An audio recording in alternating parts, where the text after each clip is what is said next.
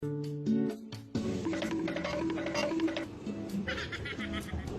mo nga ba mapapastay ang mga audience mo sa panonood ng video mo na mas mahaba? Ito pag-usapan natin ngayon. Ito yung part na makaka-relate agad yung mga viewers mo dahil sa una pa lang pinapaalam mo na sa kanila kung ano ang mapapala nila o makukuha nila sa videos mo. So ang tip number 1 natin, hook. So hook your audience with your content. So parang kay drama lang yan, first episode pa lang ay nahook ka na agad.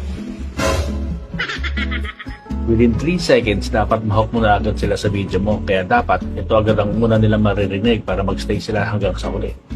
For example, tips para dumami ang followers mo. O kaya, paano magkaroon ng ads on Reels? Yung mga ganyan.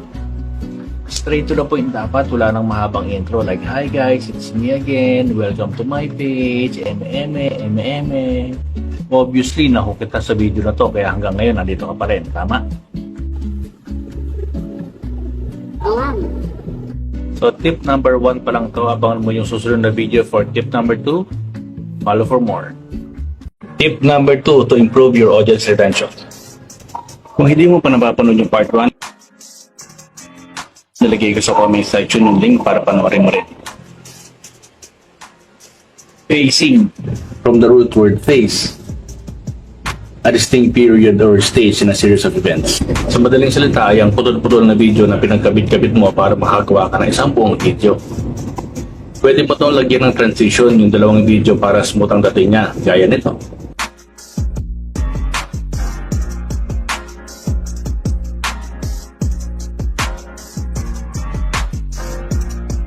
Dito mo tatanggalin ang mga part na hindi mo kailangan o hindi na nakakadagdag ng value, gaya nito.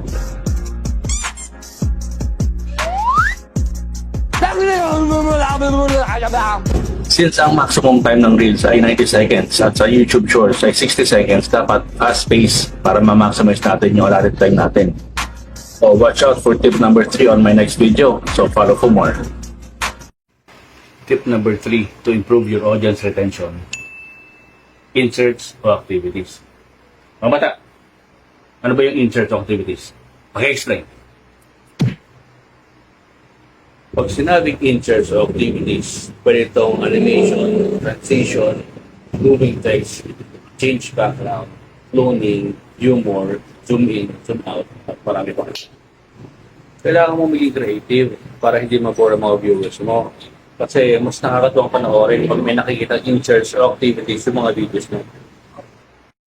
Pag nag-enjoy yung viewers mo sa nakikita nilang inserts o activities, malilibang yan at mag-i-stay yan hanggang sa huli.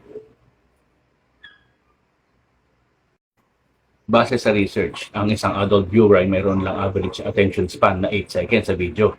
Kapag hindi sila na-hook agad o nakarelate within 8 seconds ng video mo, aalis na yan, lalo na kung puro mukha mo lang ang nakikita nila sa screen. After this Improve Your Audience Retention Tip series, gagawa ako ng tutorial kung paano kayo makakagawa ng mga activities sa videos nyo para mas fun at enjoying panoorin. Kaya kung gusto mo ma-improve ang quality ng videos mo, follow for more. Tip number 4 to improve your audience retention. Naranasan mo na ba sa MRT, jeep o bus tapos may isang tao na nanonood ng cellphone ng malakas ang volume? Di ba nakakainis?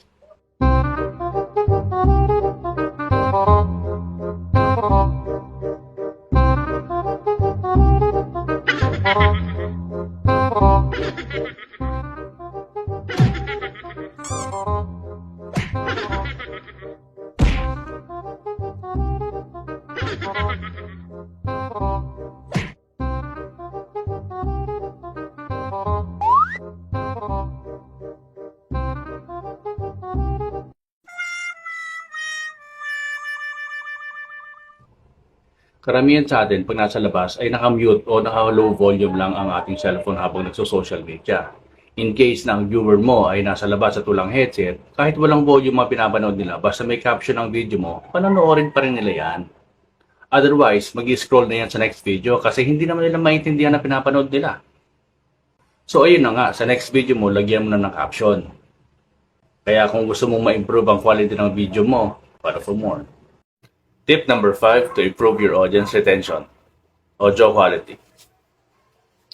Mag-inabing onyo wani ni ito yung narinig ng modem mo. Pati ba? Hindi mo maintindihan. Walang manonood sa'yo pag hindi maintindihan ang sinasabi mo. Hindi lang to nakafocus sa boses mo. Kasama dito ang mga background noises.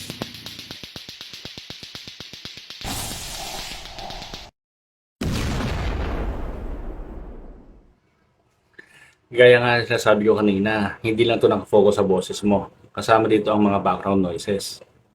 Kung hindi ito maiwasan, gumamit tayo ng noise reducer sa app na ginagamit natin like sa CapCut. Sa next video mo, gumamit ka ng noise reducer para mas clear ang audio mo. Kaya kung gusto mong ma-improve ang quality ng audio mo, ay ng video pala. Follow for more.